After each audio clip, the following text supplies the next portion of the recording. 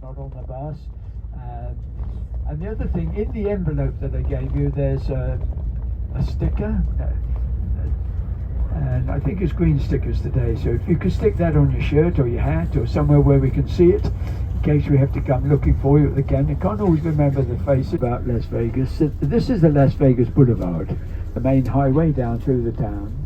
Originally, when the town was first used by the locals. A lot of local people gamble.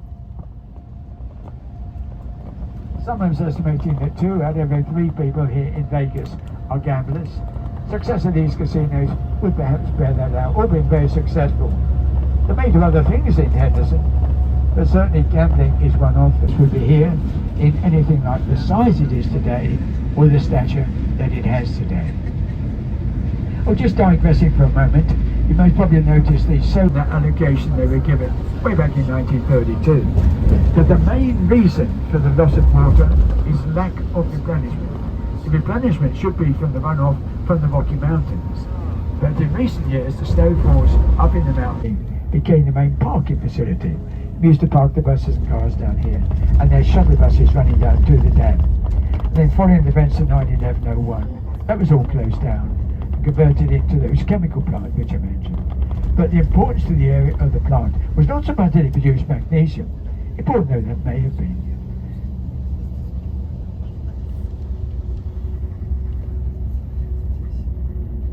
But this is the travelling down to the marshal yard. Then following the events of 9/11, this was closed down and converted into a security checkpoint. At the checkpoint, they're going to check the bus, make sure we've got no luggage in there. Bus is not allowed to take any luggage down to the dam now. They're going to walk through the bus just to make sure we've got no pickaxes or sledgehammers, things like that. They're going to look in the restroom too, just to make sure we've got no dynamite in there. So if there is anyone in the restroom, you better get out now.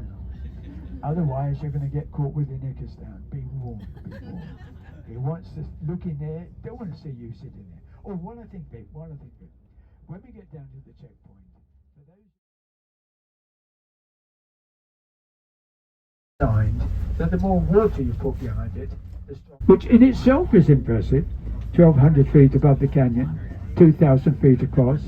Concrete span is the widest concrete span bridge here in the United States. And it was interesting to see them build it.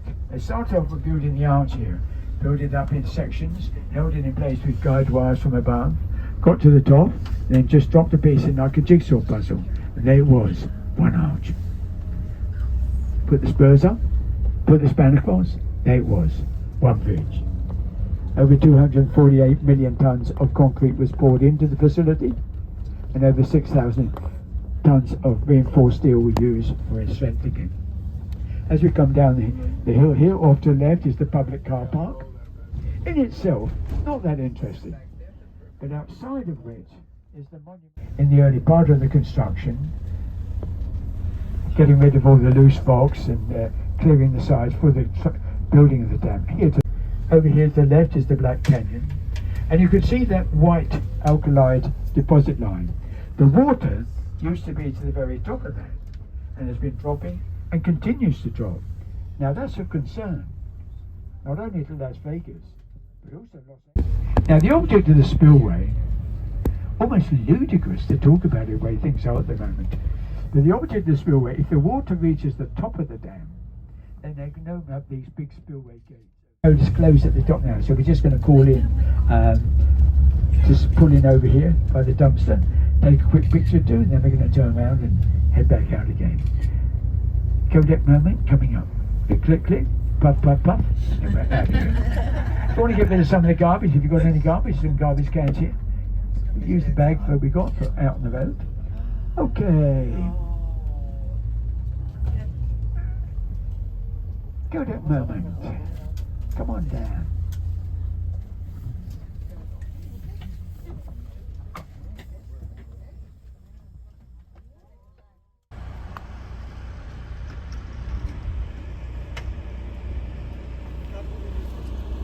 That are officially listed as dying, although many more died as a result of working here. Many of those that worked here in later years suffered from emphysema and other respiratory diseases, all of which was attributed to the working conditions that they were subjected to down here. Frank Crowe, the engineer in charge, was a tremendous engineer, but a very poor humanitarian. He was more concerned about his deadlines than he was for the health and safety of his workers. He just ignored all the safety regulations. He said he was building a federal facility and he wasn't going to be bound by the petty restrictions that the states were trying to impose, to quote his words. And because of that, a lot of people died needlessly. Just as a matter of trivia, the first person to die down here was Mr. Tierney, a surveyor, who on the 20th of December 1922, while surveying down through this area, his boat capsized and his body was swept away in the raging water, never ever to be recovered. And the last person to die was exactly 13 years later, to the day. On the 20th of December 1935, a young electrician fell from the top of one of these input towers.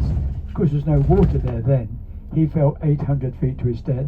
His name was also Tierney. He was the son of the first guy that died down here. So most probably the Tierney's not that happy with this location. Now I've mentioned several times the 96 men that are officially listed as dying. That's the official number, but it's not the true figure, because they fudged the rules, they fudged the figures. In the early days, if you were injured down here and were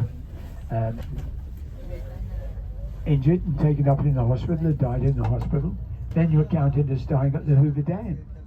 But too many people were dying. In the first 6 months, over 20 people died. And they realised that couldn't go on, so they changed the rules. If you were injured down here, taken up in the hospital and died in the hospital, then you're no longer counted as dying at the Hoover Dam.